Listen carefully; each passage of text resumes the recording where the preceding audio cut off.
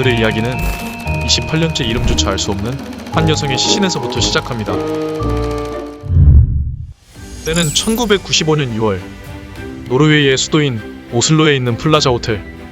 1989년 지어진 37층짜리 건물로 오슬로의 최고급 호텔이었습니다. 그런데 이곳 직원에게 한 가지 고민거리가 생겼습니다. 이유는 며칠째 숙박비를 내지 않고 있는 2805 투숙객 때문이었는데요. 계속되는 연락에도 응답하지 않고 문 앞에는 방해하지 말라는 표지판이 걸려있어 돌아갈 수밖에 없었다고 합니다. 그렇게 시간이 흘러 체크인한 지 4일째 되던 날, 아니 어떻게 된 게 2805호 손님은 사흘째 한 번을 나오질 않아? 방해하지 말라는 표지판만 계속 걸려있어. 객실 청소부의 이야기를 들은 직원, 혹시 안전상에 문제가 생긴 건 아닌지 불길한 마음이 들어 보안요원에게 가보라고 지시합니다. 2805호에 도착해 문을 두들긴 보안요원. 그 순간 한 번에 짧은 총소리가 울려 퍼졌습니다. 놀란 보안요원은 급히 1층으로 돌아와 다른 보안요원과 함께 다시 객실로 향했는데요. 그런데 이중으로 굳게 잠긴 방문, 강제로 문을 여는 순간 매캐한 탄약 냄새가 코를 찔렀고, 들어가 보니 그곳에는 머리에 총을 맞은 채 누워있는 여성의 시신이 있었습니다.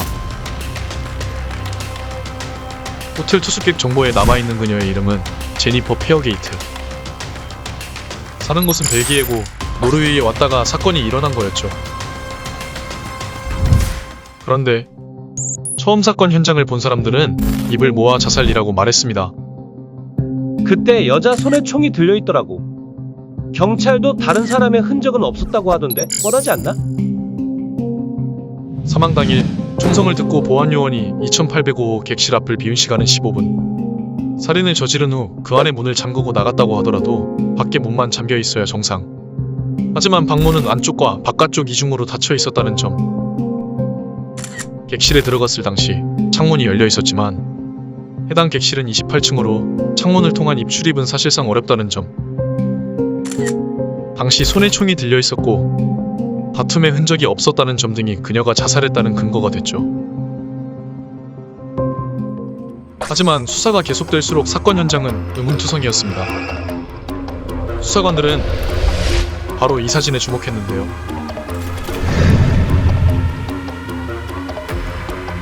바로 피 한 방울 튀지 않고 손 전체가 너무나 깨끗했다는 점이었습니다.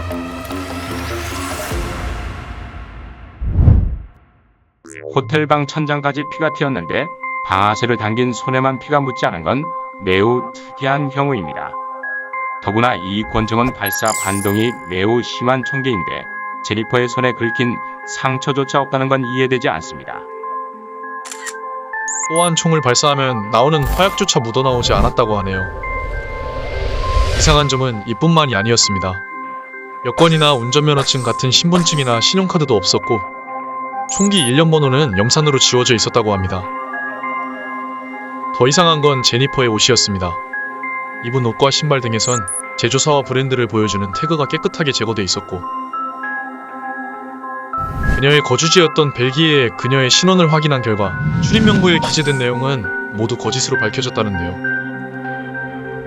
마치 이 세상에 존재하지 않는 사람처럼 제니퍼에 대한 정보는 하나도 찾을 수 없었다고 합니다.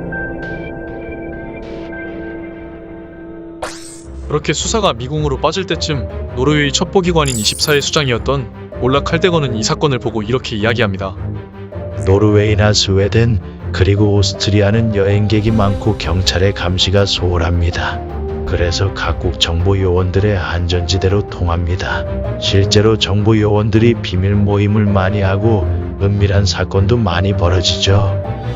사망자의 신원을 확인할 수 있는 물건들을 모조리 없앤 것은 전형적인 정보기관의 처형 방식입니다.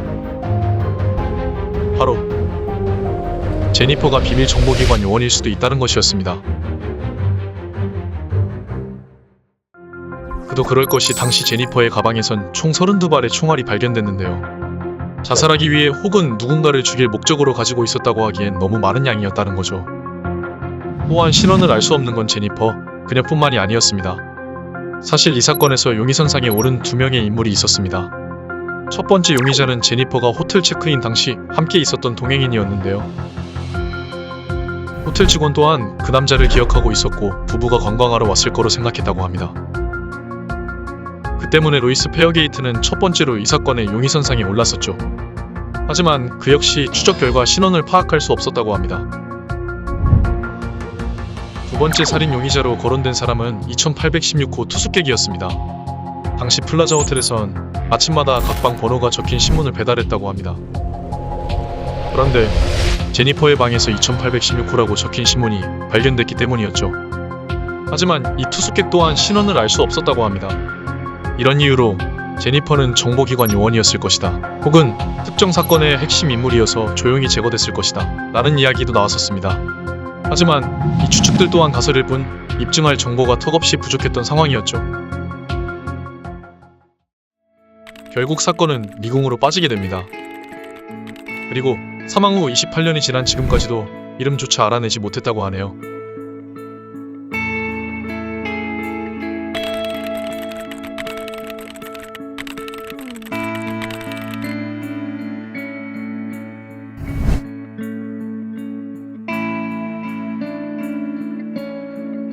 과연 그날의 진실은 무엇일까?